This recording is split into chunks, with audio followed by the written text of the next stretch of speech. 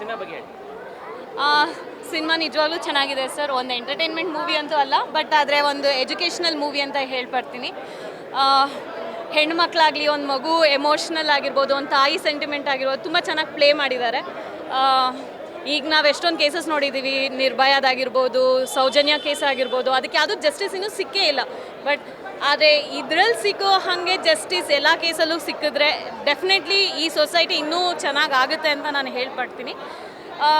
Yuddhakanda movie ಅಂತ ಹೇಳಬೇಕು ಅಂದರೆ, ಯುದ್ಧಕಾಂಡ ಹೆಸರಿಗೆ ತಕ್ಕಂಗೆ ಮೂವಿ ಇದೆ.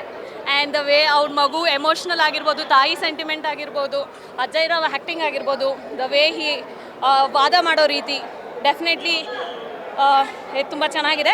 ಎಲ್ಲರೂ ಬಂದು ನೋಡಲಿ ಆ್ಯಂಡ್ ಸಪೋರ್ಟ್ ಮಾಡಿ ಈ ಮೂವಿನ. As not an entertainment but as an educational movie. Please ಬಂದು ನೋಡಿ, ಅರ್ಥ ಆಗುತ್ತೆ ಸೊಸೈಟಿಲಿ ಏನು ನಡೀತಾ ಇದೆ, ಎಲ್ಲರೂ ಹೆಂಗೆ ಮಾಡಬೇಕು ಅನ್ನೋದು ಗೊತ್ತಾಗುತ್ತೆ, ಹೆಂಗಿರಬೇಕು ಸೊಸೈಟಿಲಿ.